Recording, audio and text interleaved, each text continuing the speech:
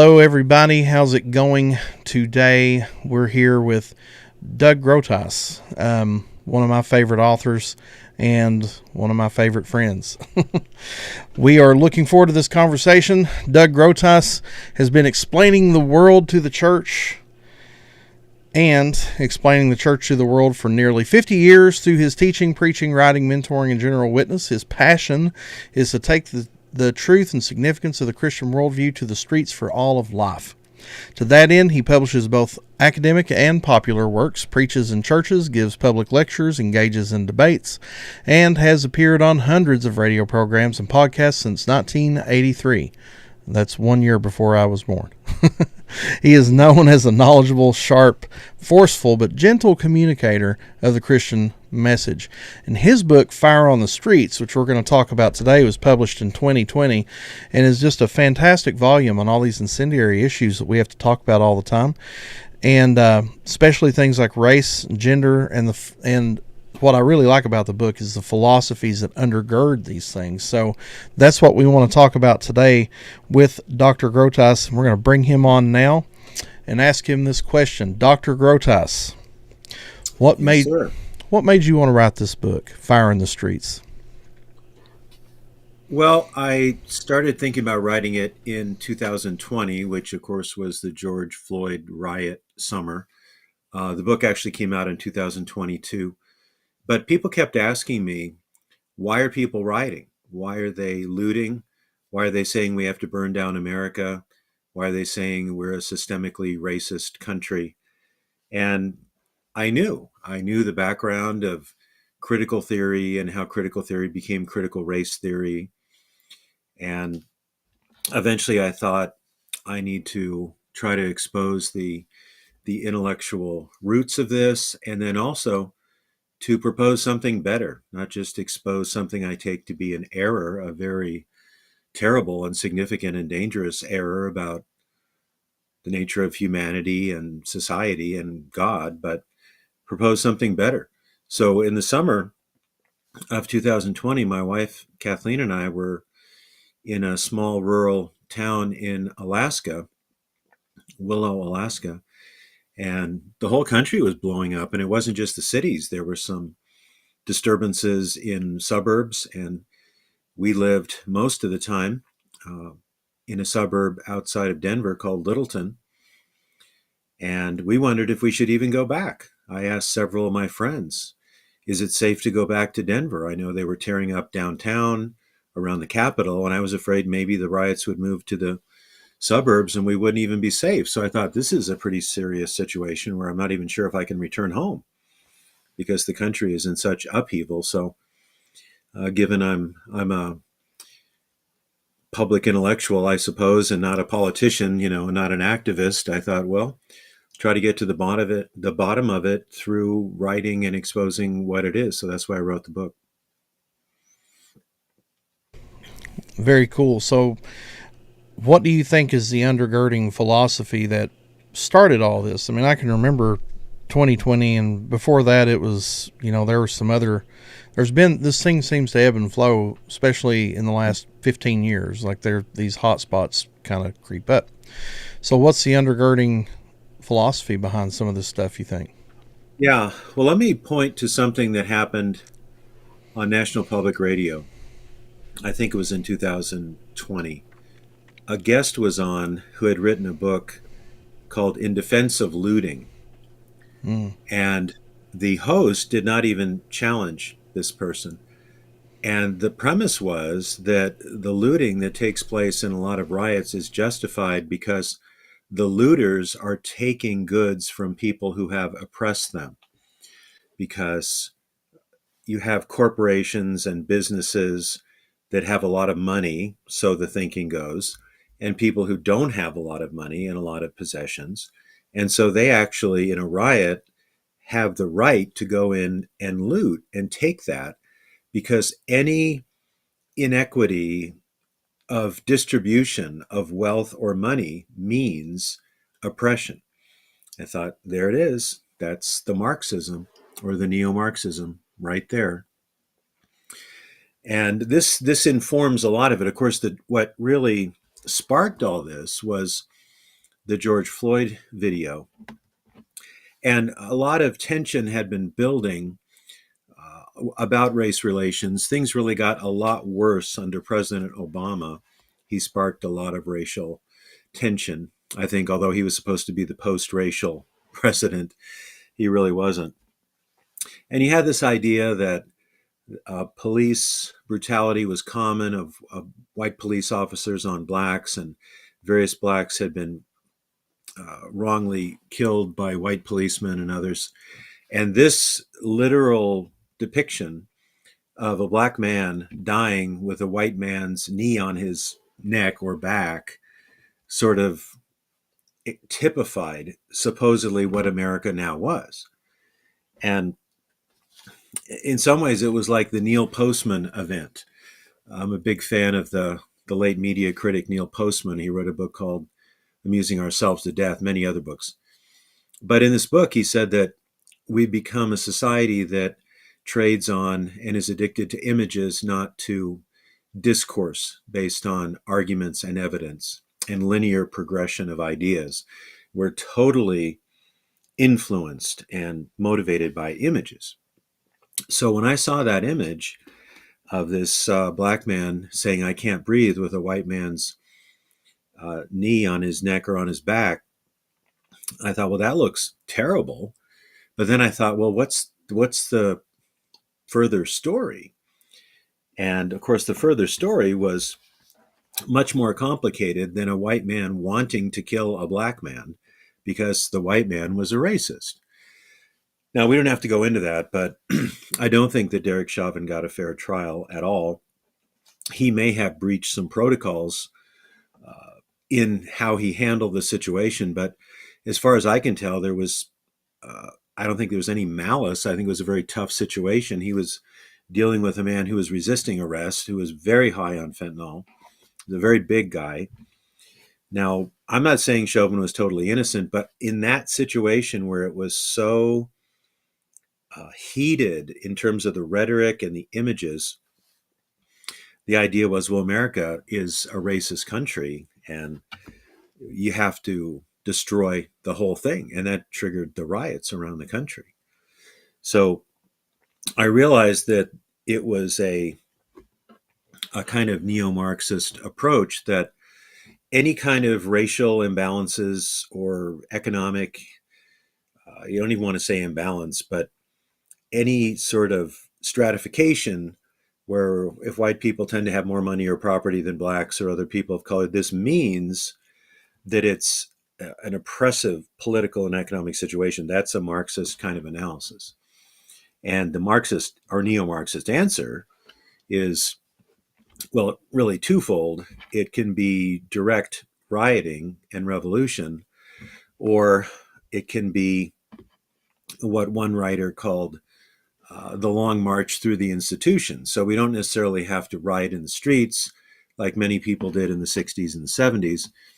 Rather, the leftist activists can become politicians and educators and actors and actresses and insinuate that worldview as a whole. But the George Floyd death was really the triggering mechanism for mass riots and a lot of very strong language about America being essentially hopeless as the original founders thought it to be. And he had the 1619 Project that came out that claimed, I think it was in 2019, was put out by the New York Times, claimed that America was built on slavery. And without slavery, there would be no America. And everything about America has been tainted by slavery.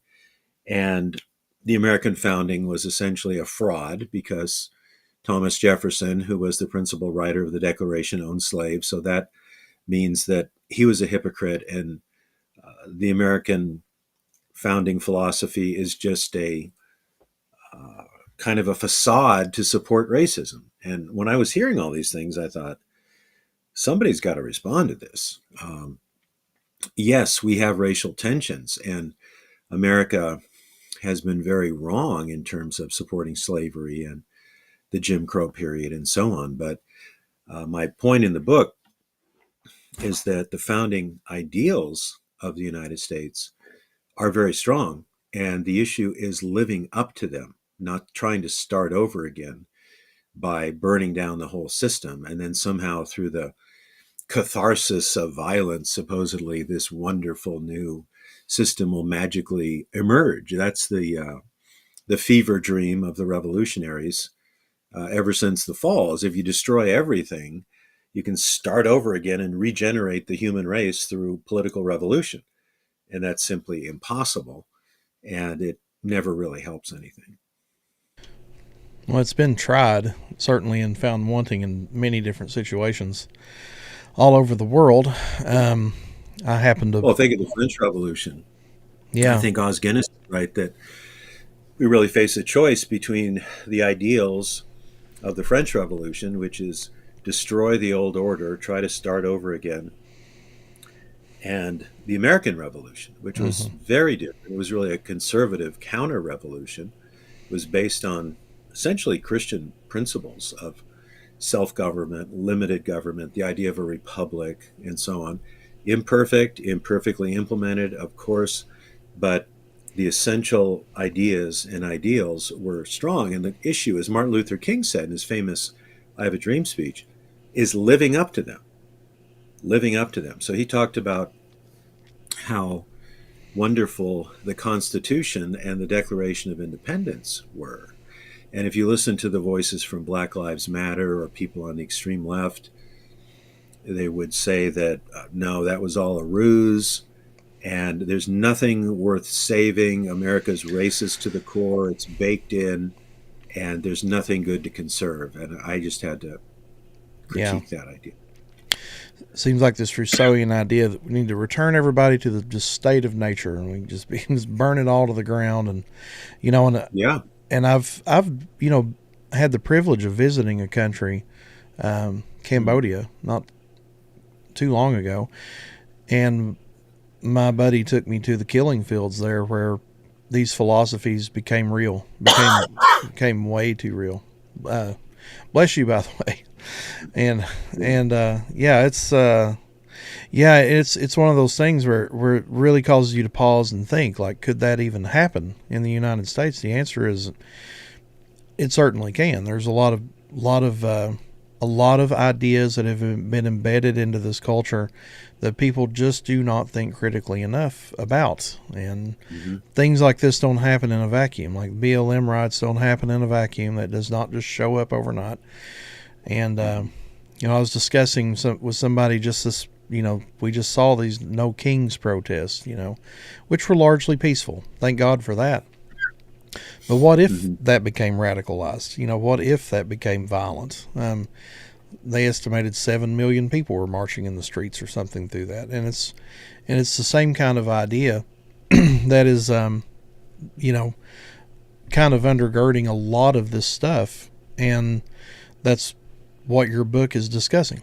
You know, Right. um, and so this has in your book you point out, your evaluation is this critical theory kind of analysis of culture and things has a direct connection to Marxism. So would you like to elaborate on that just a little bit? Yes. And the situation in Cambodia took place after Pol Pot took over the country and became a Marxist dictator and slaughtered about 25% of the population. Anybody that looked at all bourgeois, looked like an owner or looked like someone who had money or property, was just slaughtered. And the idea that the workers, the proletariat, would be the pure source of renewal for the society. So you got to go back to Marxism. And I don't know, playing around on Facebook a little bit lately, and someone said, name the five worst philosophers in the history of the world. Karl Marx is number one because he was an atheist. He thought religion was the source of all oppression. He was targeting really Christianity and Judaism more than anything, the Judeo Christian heritage. He had a false philosophy of history, he had a false anthropology. He believed that there's really no absolute right and wrong based on the character of God. There's no stable human nature. And if there's any difference in the amount of wealth and property that people own, that means that people that have more have oppressed and alienated those that have less. That's his recipe for explaining all social stratification, which is a horrible simplification, oversimplification. It may be true in some situations, it's not universally true. So his answer to this was that the workers had to rebel against the owners, and eventually this would take place whenever society reached the capitalist stage. And once it did, the setting was such that the workers would start to realize how alienated and exploited they were, and they would violently take over uh, society. They would seize property from the owners, the bourgeois, and so on, and create what's called a socialist state.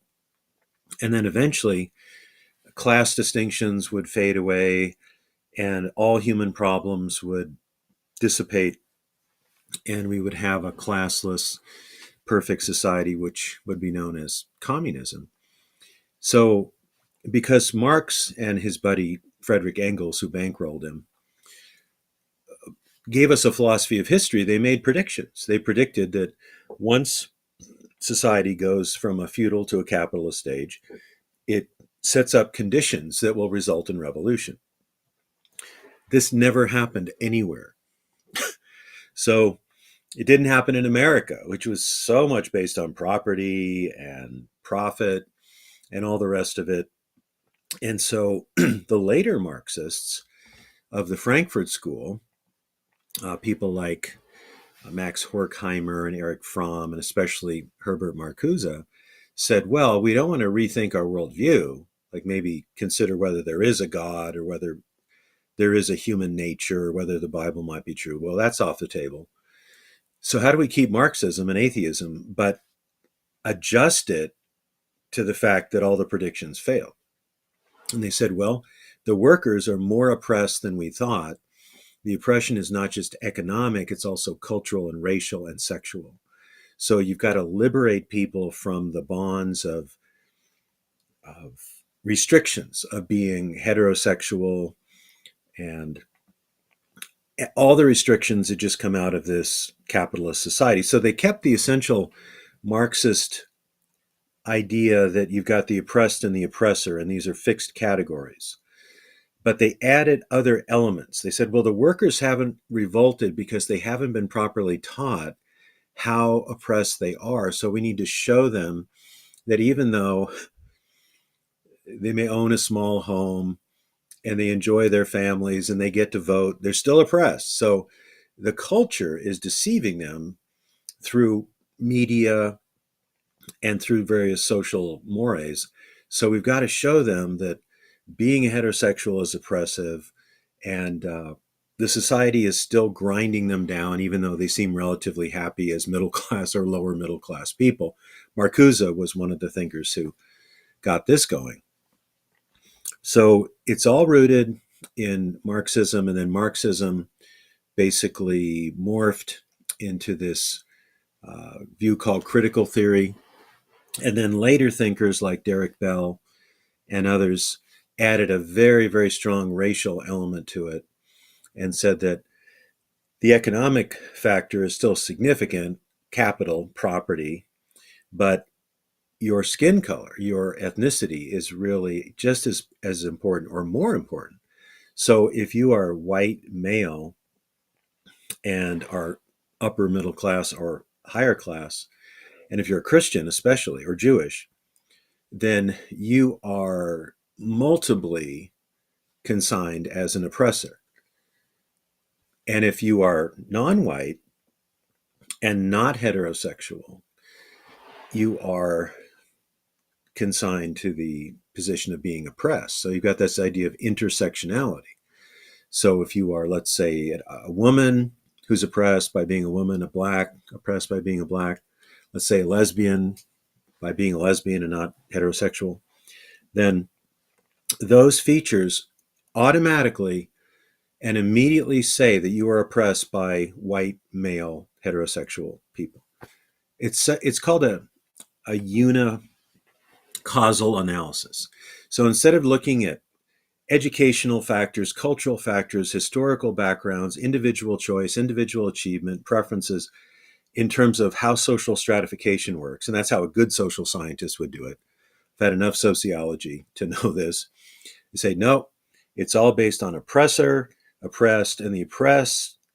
The oppressors have these characteristics, and the oppressed have these characteristics. So I think you can relate to this one, Bill. What about this idea? You've got let's take Angela Davis, who was a student of Herbert Marcuse Yeah. at California. You know, she's still alive. She's probably in her 80s now. Confessed communist, I think bisexual, lesbian. She became a full professor. So she's black woman, either lesbian or bisexual.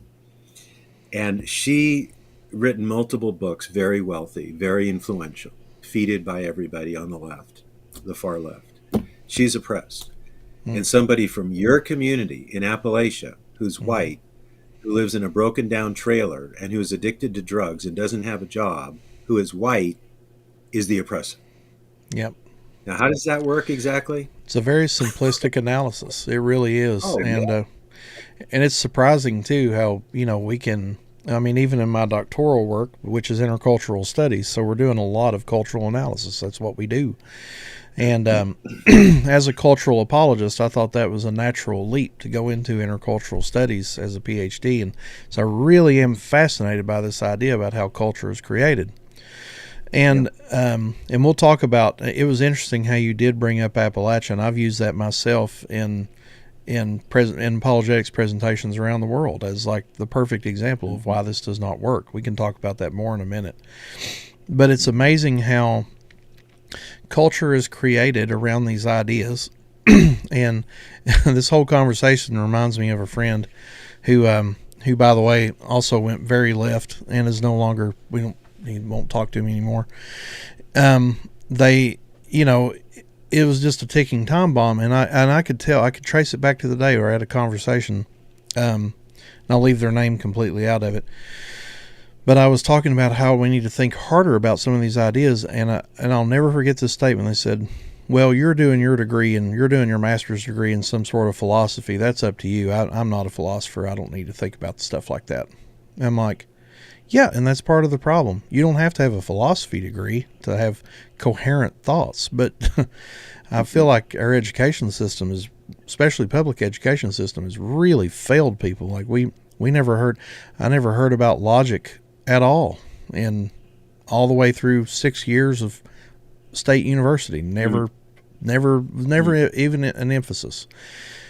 And we have to empower people to think for themselves, when it comes to this kind of stuff. Is part of being human. That's one of God's gifts, is the reason.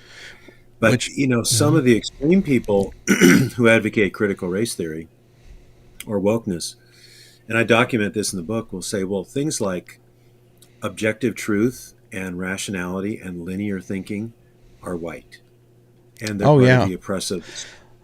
I've heard that, and that's crazy. That's a crazy. Tell that to Frederick Douglass, Yeah, right. Who was brilliant and a wonderful writer and stylist, or tell that to Martin Luther King. You wonder who's coming up with these ideas, because if you actually are a white racist who doesn't like people of color, then why don't you tell them, don't bother learning how to write well, don't bother learning how to think well. Right. Just express your feelings and you'll be fine. Well, the way to succeed is to develop your critical faculties and to think in a linear way and to be punctual and to save money and to deny your immediate gratifications. These are not white values, for heaven's sake. Read the book of Proverbs. They're right there in the Hebrew Bible. They're universally known. They're not just white. It's absurd. I think you hold to this too as well, Doug. I mean, I'm a correspondence view of truth kind of guy. I think truth has to correspond with reality. I think when you look around and you start seeing things, like I did a paper on this in my undergrad or my master's degree, and actually Nancy Piercy's class was my final paper, come to think of it. And I did a deep dive on critical theory and and really thought about this because, part of my testimony is I was actually incarcerated with a guy who had black skin, and that's really as far as it went with me. I didn't care if he was black, whatever. But the reason that after I got arrested, nobody wanted to share a cell with him because there were some people in there that were racist and stuff, or at least that's what it seemed. And I was like, well, I'll share a cell with him. And he actually ended up being a good friend. And he was somewhat Christian, and I was very Buddhist at the time, agnostic, and he called me out on a lot of stupid stuff, and we had a great time. I never thought about we never even talked about race or any of that. I mean, I lived with this guy for 3 weeks when I was in jail, and he was there. He was probably the first person I told that I'd been born again, because I got saved and went back to that cell that night and read through Genesis, and he was happy for me and still is today.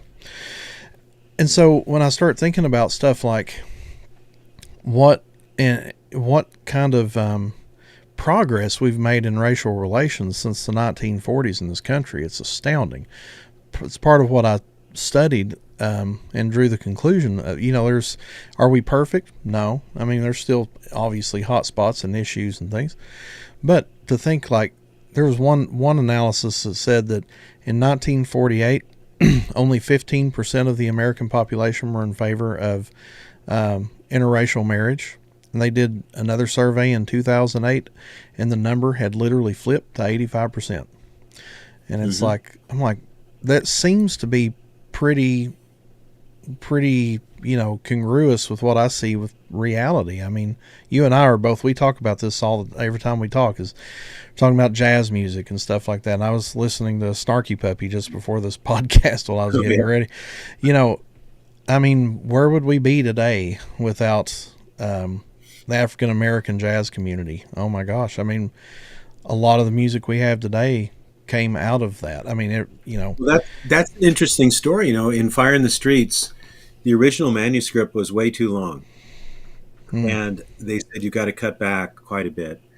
And I had a whole chapter on how African Americans had advanced their status through music, like things like the spirituals, blues, and jazz, or people like Marian Anderson, the great classical singer. And I had to cut out the entire chapter, but I got it published in another book called Theology and the Blues. But it's interesting that a lot of the racial integration and acceptance of African Americans in America happened through music, especially jazz. And you had groups that were integrated, and you would have black groups performing for whites. I mean, this is so sad. I shouldn't laugh. It's just absurd. Like Duke Ellington would have an entirely black group, or maybe Juan Tizol was Hispanic. I think he played trombone. So they're playing for whites, and then they have to drive across town to stay somewhere else because they're not allowed to stay in the hotel where they're performing. But, it's something. Whites are watching blacks, and then the groups start to integrate. Like Benny Goodman had a black vibes player. I forget his name now. Had Gene Krupa on drums and Lionel Hampton on vibes. And so you're starting to see whites and blacks perform together, and these things start to break down. And that played a big role. And I was not able to put that in the book, but I got it into another book. The first one that comes to mind is Sammy Davis Jr. and Frank Sinatra. I mean, if we're going to talk about that, I mean, like Sammy Davis Jr. was part of the Fab Four and things. So it seemed like racial relations were getting better, but then these, like you mentioned in your book, these ideologues started coming out of nowhere. Well, it didn't come out of a vacuum. Like I said, they just became very public very quickly. And I find it interesting how, Kenya is much more of a Christian nation, embedded Christian nation, than we are, believe it or not. Like, they really hold to Christian ideas. I think 80% of the culture there is Christian. And so when it was probably 2024, I had this conversation with a Kenyan thinker, and we mentioned, I was doing a lecture on gender theory and critical theory, and, had a quick slide about Black Lives Matter. And he said, that came to Kenya, and it only lasted about 2 months here. before we kind of all looked at each other and said, wait a minute, don't all lives matter? And like we all kind of like here, that's almost like an incendiary, like that people saw that as like, what are you trying to downplay our cause? But over there, it was almost like it was rational to them. It was just like, wait a minute, this is an irrational movement. And well, see, this is the power and the brilliance of the Christian worldview is that, and I talk about this in the book, every human being is made in the image and likeness of God. There's no racial hierarchy in the Bible. And every single human being except Jesus Christ is sinful and fallen and needs to be redeemed. So we're all in the same boat in terms of creatures made in God's image. We're fallen. We cannot save ourselves. We need to be saved through Christ. And the church has from day one been multicultural, multi-ethnic, going out into the world, incorporating different kinds of people. The church at Antioch is an example of that in Acts 13. You have probably a dark-skinned guy, Simon. You have somebody from the upper political classes. You have other people. You have Paul. And Paul says, in Christ, there's neither Greek nor Jew nor male nor female, meaning those differences don't make a difference in the body of Christ. So you've got the unity of the human race, the unity of sin, so to speak, the unity of one Savior, and then in the church, the unity of all members who are in the body of Christ, whether they're from Africa or America or Saudi Arabia or anywhere else. And we've got the answer to racial struggles and discord in the gospel and in the biblical worldview. But now we're in a post-Christian nation, as some people have called us in the United States. And we just don't think like this anymore. And one of the things that you see, Nancy Pearcey wrote a great book on this, Love Thy Body, where you see this attack on what it means to be a person in our country. Like everybody's very confused about this idea all of a sudden. And, Neil Postman was writing in 1985. That's when he wrote his famous book. It's probably his most famous book when you say Amusing Ourselves to Death. Yeah, Amusing Ourselves to Death. I read that in my philosophy class in my undergrad, and it was a great book. And it wasn't dated, but it was very prophetic. And so I was reading that, I would say about 2018, 2019, thinking how relevant this is today. But what we didn't have back then are all the shorts and reels and clip culture that we have today.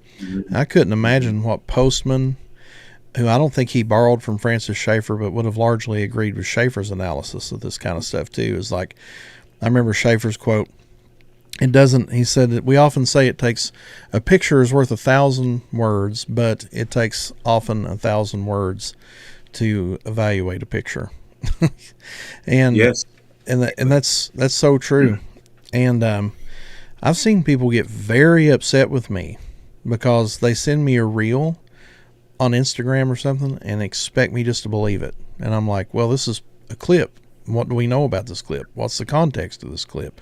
They're like, how dare you question this? It's like, what am I?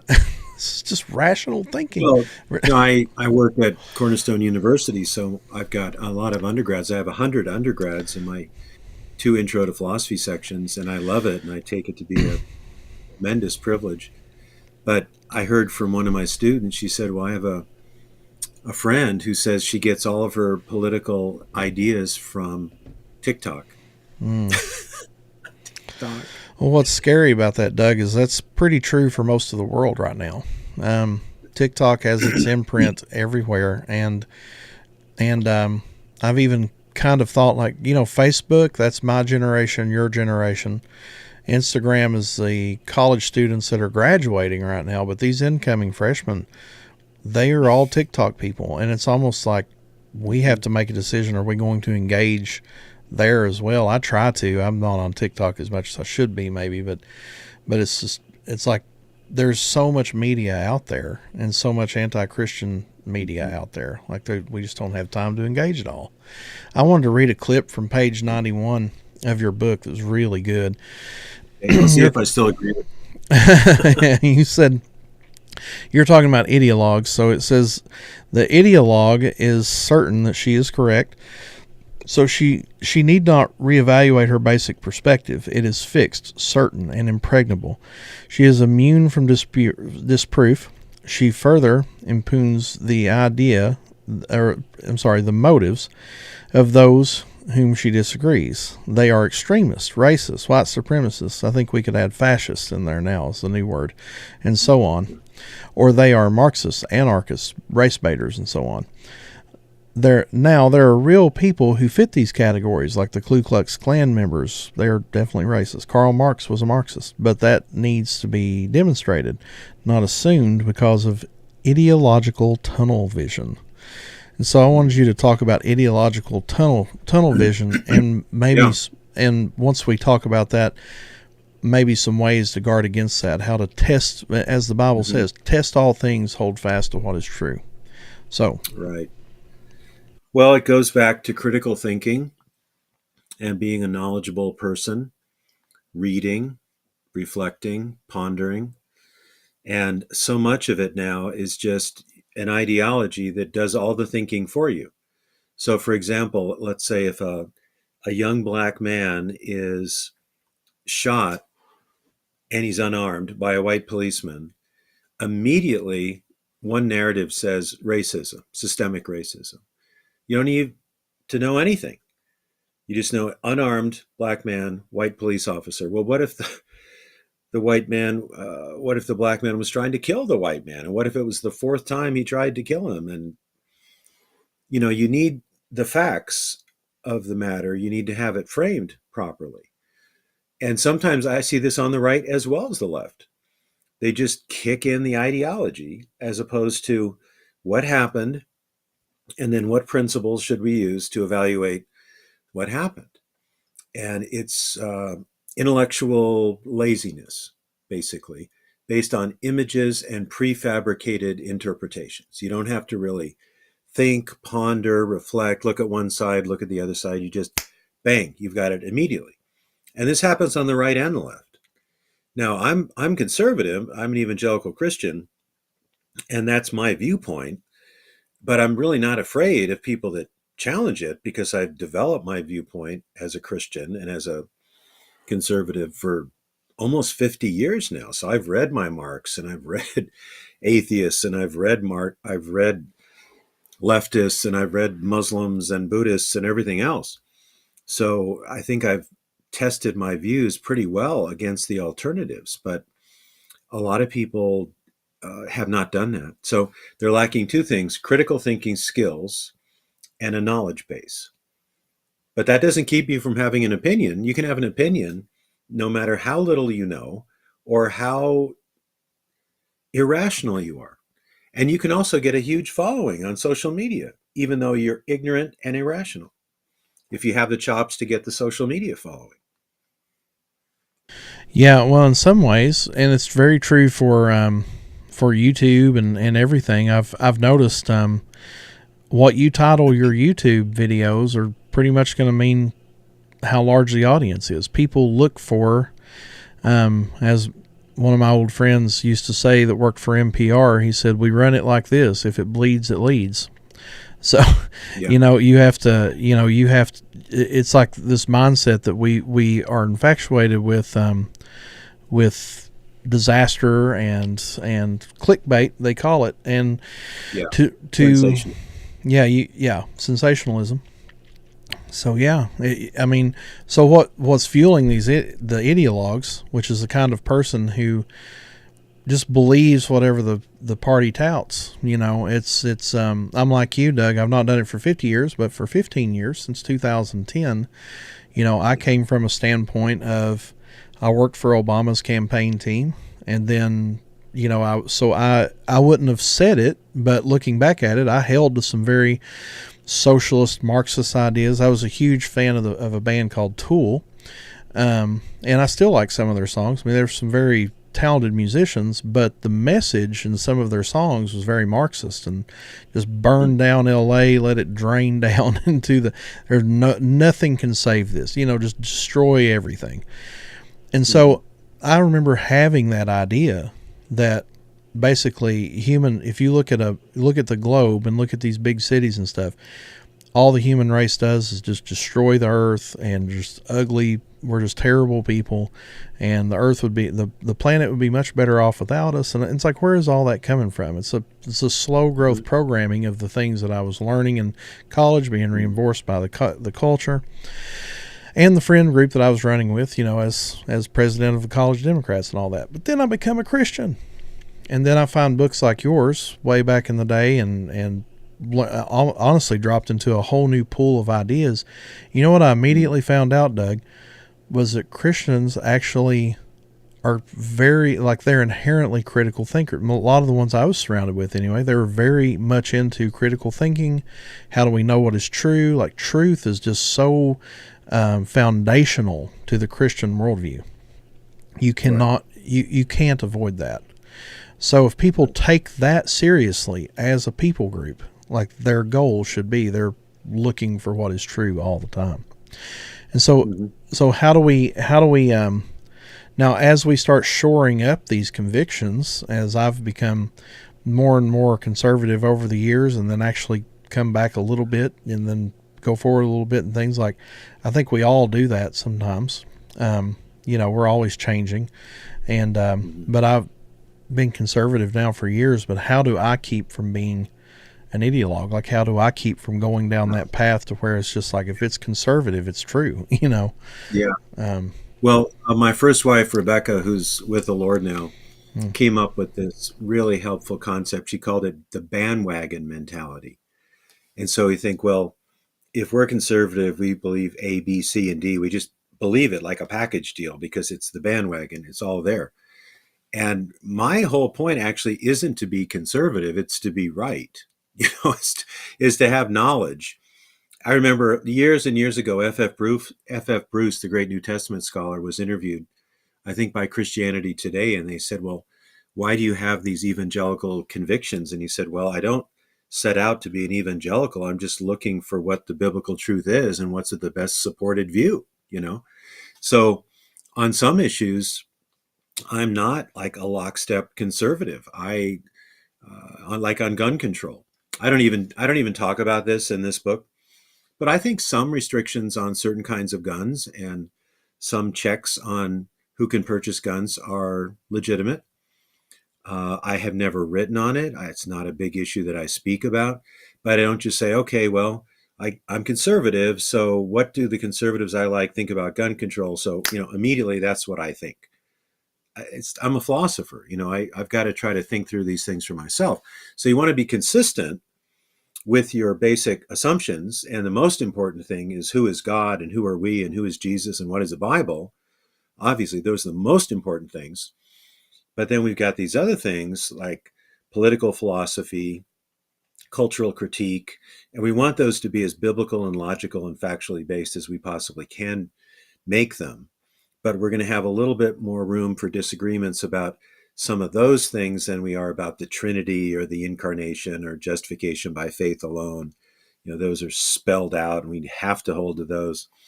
You can disagree on some of these other issues and you might find yourself moving a little bit in terms of some of those political viewpoints. So we've got to move along here. By the way, if anybody would like to leave a question in the comments, we will try to answer it on the air. It'd be awesome to see that. It's always fun when we get to do that, because really this broadcast is for you. That's we're here we find these interesting ideas and authors and things and let you engage with them. So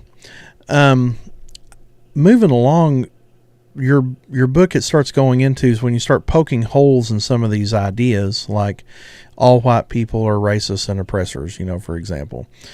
And as you mentioned earlier, I am from Appalachia. In the 2010 census, my county was considered the 5th poorest county in the whole United States. And it's the poverty there is very, very real. I mean, kids having a couple changes of clothes and stuff. And to be fair, not everybody's like that. Not every family there is poor either. I mean, there are millionaires in our town and stuff as well. But Eastern Kentucky is it's a hard place for people to exist sometimes, and it breaks your heart, when you see stories about it and things, and we always, for instance, when we ministered there, we always had food for the kids because we knew there's a likelihood we had these church bus kids that kind of went to a different church every night, and we would actually, a small enough town, we would plan our youth ministry around the nights that when the other churches, we never wanted to compete because we knew that there were about 4 or 5 churches in our town that fed the kids as well. So the kids would hop into these different churches, and they're really like, that was a big attractor for them. They just wanted a hot meal, and it just breaks your heart. But I wouldn't have wanted to have been raised anywhere else either. I mean, I spent 35 years there, and it was a wonderful experience, and I love my hometown, my home people. But you did bring up Appalachia, and matter of fact, Francis Schaeffer brought up Appalachia too, and come to some of the things back in the day when it come to some of the practices with the coal corporations and how they just basically took advantage of people and stuff like that. And Yeah. I mean, Strip mine. yeah, and all of that's real. Yeah. All that's very real there. But when it comes to practically speaking, trying to fix race relations in our country, this is one of the things that it's always been hard for me to. It's been hard for me personally as an Appalachian American, I guess the way you could classify me, is when you think about this idea that because of the color of your skin you are without options. Well, that same census record said that we were 97.5% white, and here's a whole group of people that are without options. Here's like 60% of the kids that lived in my county were living in poverty, below the poverty line in 2010. 35% of the community was functionally illiterate. I mean, there's obviously some things that were going on there that were that if you would have said this is a white community, these ideologues would have a hard time with that. They'd be like, how is this possible? So, and I guess you should just say our real claim to fame here lately. This is the city that I was raised in, the city that J.D. Vance wrote his book about, that Hillbilly Elegy, Right. that Jackson, Kentucky. That's us. So yeah. Well, that's the classic story of someone who is born and raised in a very oppressive, poor environment, but has the wherewithal and the family support, I think mostly by his grandmother, right, Mm-hmm. to go to a good school and succeed and keep going. And economists like Thomas Sowell and Walter Williams Mm-hmm. and others will say, even if people are mired in poverty in like a black ghetto, if they have an intact family, and if they stay in school, and if they take a job and they keep the job, and they don't have children out of wedlock, they can succeed. I think Star Parker has laid these things out. If you do these 5 things, 4 or 5 things, even if you're in a terrible situation like inner city, Chicago, New York, whatever it is, if you have these values in place and some basic family support, not a fatherless situation, even then you can succeed. And of course, the ultimate issue is knowing Christ. Anybody at any place at any time can repent of their sins and know Jesus as Savior and have a new life and new motivation and new values. I mean, praise God for that. But looking at that economically and culturally, uh, does racism play a role in people being disadvantaged even today? Yes. But I don't think it's the leading role today. I think it's mostly the question of values and the breakdown of the family. And also people becoming dependent on political aid, state aid, as opposed to wanting to stay in school, work, etc. And I know there can be difficulties in those situations, like with gangs and all the rest of it. Some of the schooling is not very good. But the left believes that all these problems are structural based on the improper distribution of wealth. So if we just take the wealth from the rich and start giving it to people who have less money, things will eventually sort out and will equalize things. It's not the way it works. You've got to factor in worldview and values, because you can throw money at somebody who doesn't know how to use it. It's not going to do any good. or throw money into a system where there's no father at home and where they don't have the values of self-denial or delayed gratification or future orientation, whether you're white, black, yellow, red, whatever you are. There are these human values that are conducive to flourishing. And if those are not there, you can get all the government checks in the world and you're not going Yeah. to succeed.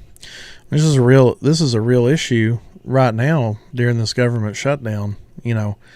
I know people that are going to be without options here pretty quick in the next couple of days. I mean, it's but I do also know that that system is certainly not perfect. I mean, I've seen people take advantage of SNAP benefits and things like that like crazy there. But it's this idea that the government can help us and we can just tear down society and then put it back together again somehow. I just don't see how that's going to be plausible long term at all. And so some of these issues are what you're talking about here. It's like the end all to this is like it never ends well. and this is why we see things like the fire in the streets, like your title of your book mentions, that there's, at the end of the day, it's just chaos. And then what came of that chaos? Nothing came. When in the case of Black Lives Matter, that movement ended with large scale fraud and all. It was an embarrassment to a lot of people that tried to follow it. And, so we do have a scam. Yeah, it was Essentially, it was a scam. And originally, they said on their webpage that we want to either destroy or destabilize the nuclear family. Mm-hmm. We want to promote transgenderism. We realize the black community is very behind on this. They need to get on board with transgenderism. Yeah. And they were raking in tens of millions of dollars because of what Shelby Steele, who I like a lot as a writer on race, calls white guilt. Mm-hmm. He's got a whole book called White Guilt, and he's a black Shelby man. Steele. And he used to be a radical in the 70s, and he became conservative. He said a lot of white people just feel like because they're white, they've oppressed people, and so the way they deal with their guilt is to just throw money at liberal causes. And a lot of this happened in 2020.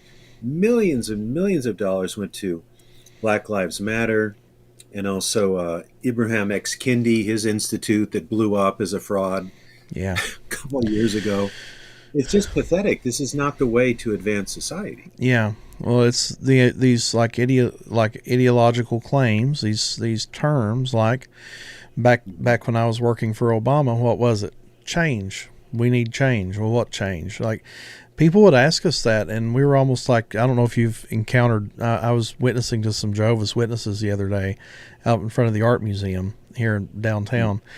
And I finally had to break this guy's brain. I felt like he kept trying to say, well, just go to jw.org, just go to the website, check out the website. It's all on the website. I'm like, I'm talking to you. I don't want to look up I can look up the website. Let's have a conversation right now. It's, it was kind of the same thing when I was working for the Obama campaign, the Lunsford campaign. I was doing Democratic politics. He said, here's the stock answer. When they ask you, what is this change? It's like, we'll just say, don't you think things should be better than they are right now? Well, who doesn't?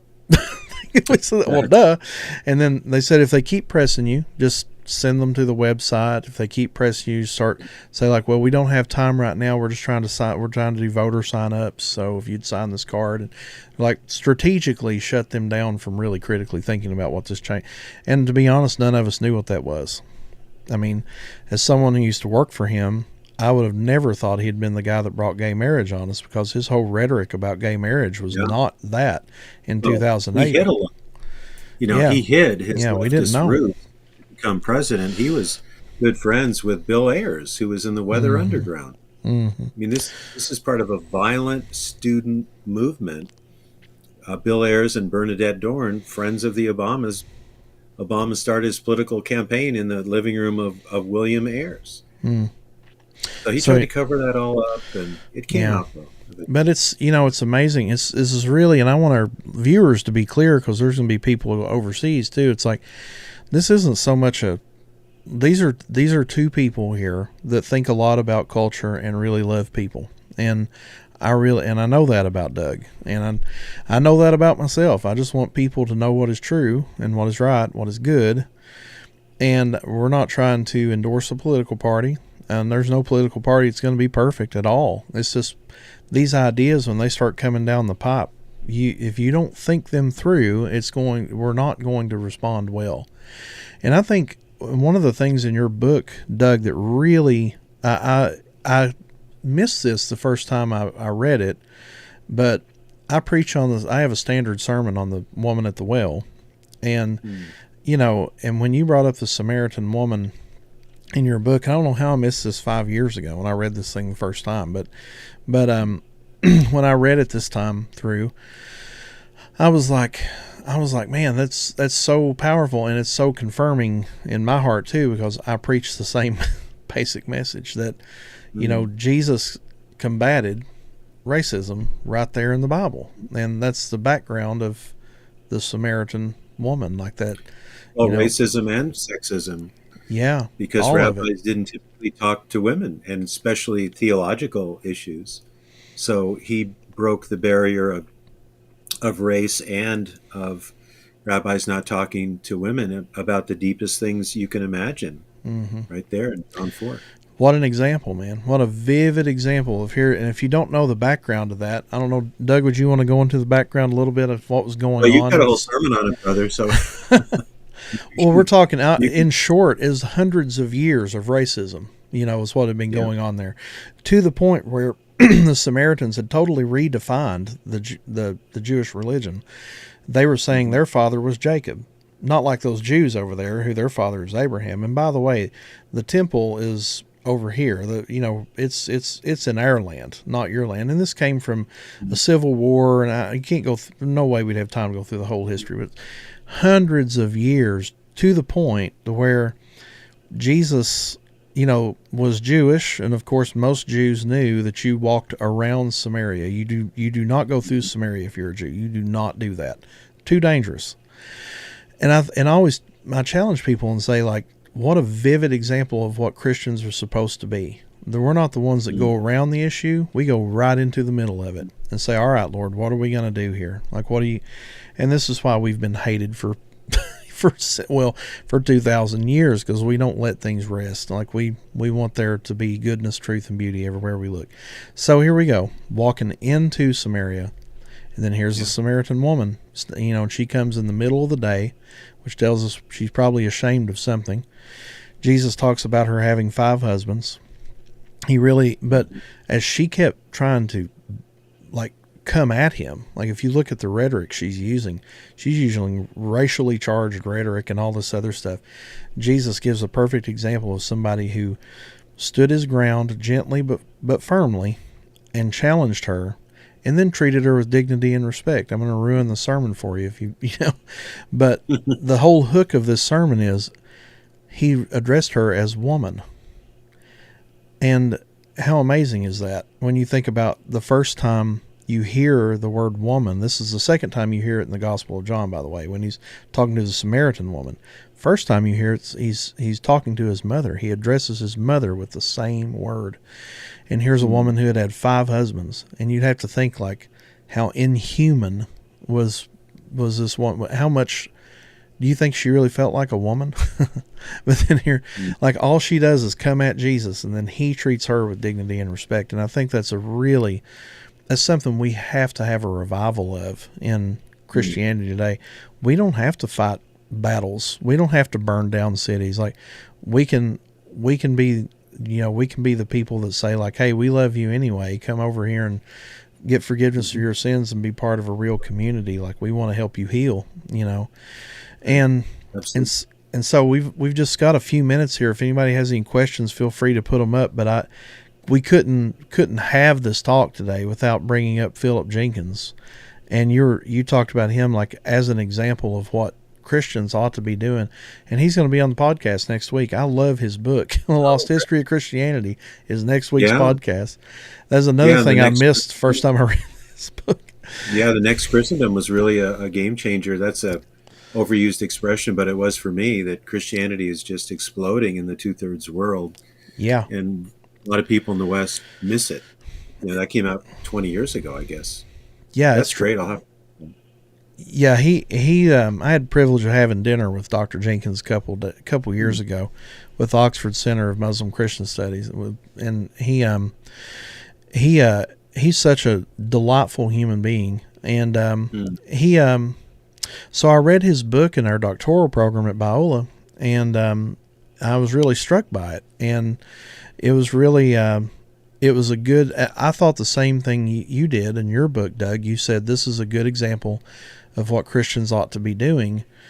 Is part of this critical theory thing, which I was deeply affected by, is revisionist history. Is, as a history mm. major in my undergrad, we were taught this as a methodology. It's basically like burn down everything. This idea that history is written by the victors. We have to reevaluate everything we've ever.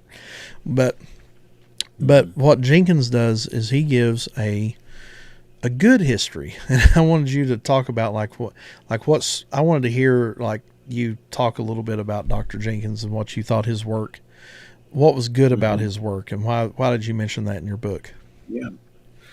Well, I'm thinking of his book, The Next Christendom, which I think is now maybe out in a third edition. But he showed that while Christianity has been struggling in the West in many ways, in America and especially Western Europe, because societies become more secular, especially Western Europe, that in the two-thirds world, or the global South is another word for it, like in many places in Africa and South America, Christianity is just exploding. There's a huge number of converts, and the real challenge, I think he said this in the book, the real challenge in Africa will be between Islam and Christianity. And we're certainly seeing that now.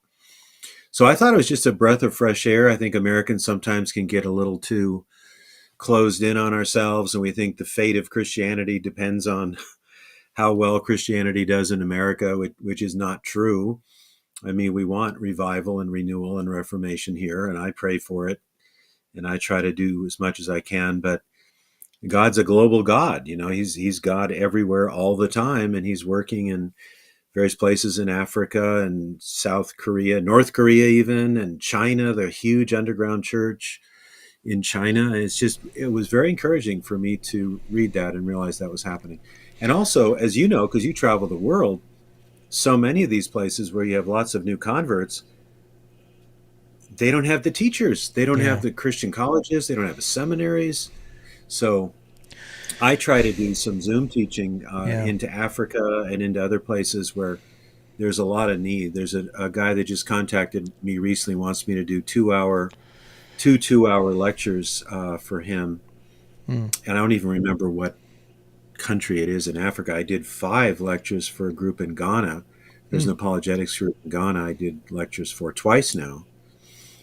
So, he's retrieved a lot, Jenkins, Professor Jenkins, that we might miss in just thinking about America and the West and not the global yeah, expansion of Christianity. Yeah.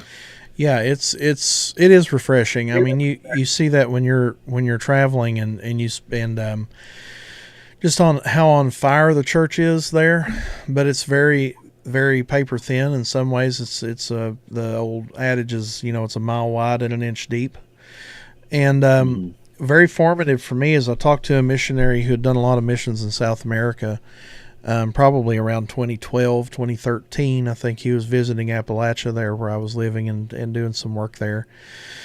And I've always been fascinated with missions. I've always been fascinated with global culture and so on and so forth, especially as a drummer. I've always loved African music. Paul Simon's Graceland Oh, album yeah. was very formative for Yeah. me. You know, and I've just always been intrigued, and I'm very, very privileged to be able to go participate in some of these things and see it firsthand. And I don't take that for granted.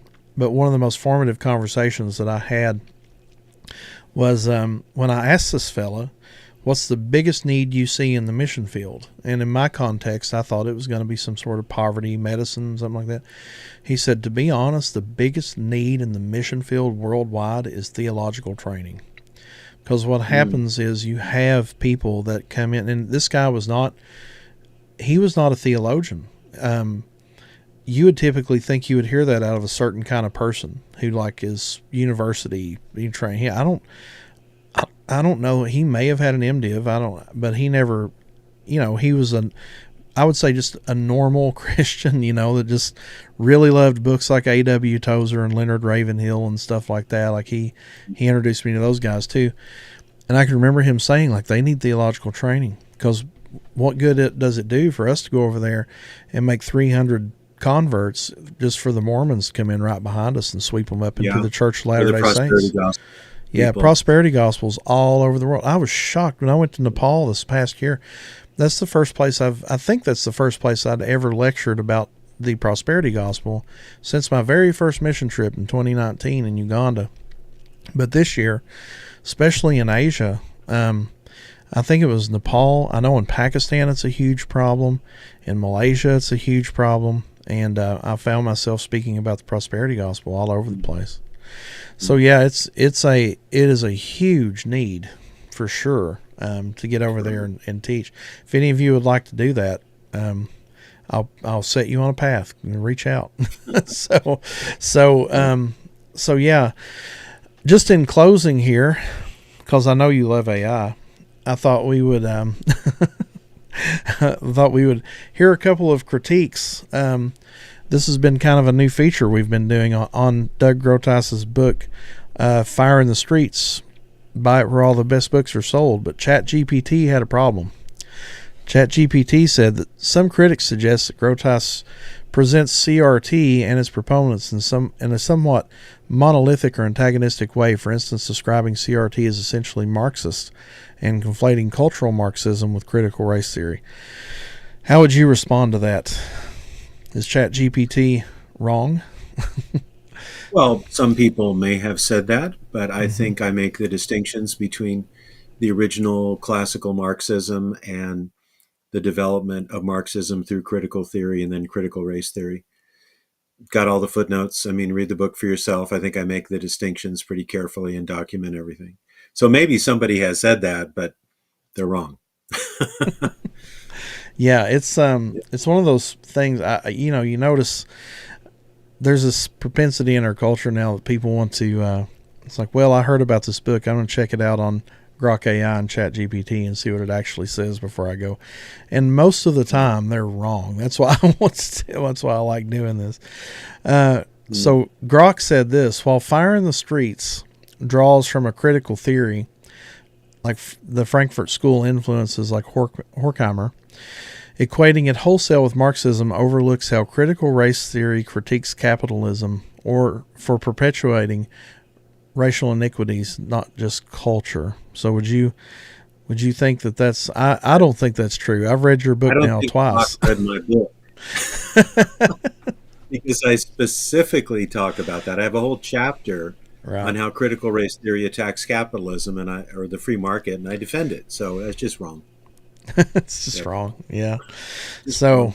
so don't go to AI. Just read the book. Read the book Read the book, please. and if Yeah. you don't like it, leave a review. It's still better than AI. So, Hmm. Hmm. oh man, I'm losing a headphone here. Sorry about that. All right. Well, Doug, it's been a pleasure. Do you have any closing thoughts for us? Well, I think we need to pray for revival and reformation in our culture as much as possible. Get the gospel out there, be more bold, and be salt and light in the culture as best we can, and work for racial reconciliation and love among people, biblical love. Take good chances, get into good trouble for the gospel. I use that term in my book. I get it from John Lewis, who was a co-worker with Martin Luther King. He passed away a few years ago. And he was coming on in 2020 and saying, people, stop rioting. Stop. I mean, organize, go vote, run for office. Do not burn everything down. This is not the civil rights vision. So I think that idea of getting into good trouble for the Lord to teach the gospel, defend the gospel, apply the biblical worldview, don't hold back, don't be worldly, don't be a coward. God has not given us a spirit of being timid, but power and love and a sound mind. So, take the gospel out into your world, your friends, your family, strangers. I had the opportunity last Friday of sharing the gospel with the guy that came out to blow out our sprinkler system. he started talking about karma. And I said, okay, here we go. We can start talking about worldview and Jesus and salvation, and I had a terrific conversation with this guy. So don't be timid. Take the gospel to the world and keep reading, keep studying, keep praying, and never give up. Yeah, I try to help people think all the time. You don't have to match people's energy when it comes to this stuff. That's the new phrase. You don't have to have the same rage to combat things. As a matter of fact, that's one of the critiques I give when I'm training people on how to do presentations in Ratio Christi. It's like, don't come across as like you're in a battle, like a one-way battle with the, this. It's like when you're doing a presentation, because it actually is way more persuasive if you're able to have just an intelligent conversation about this stuff.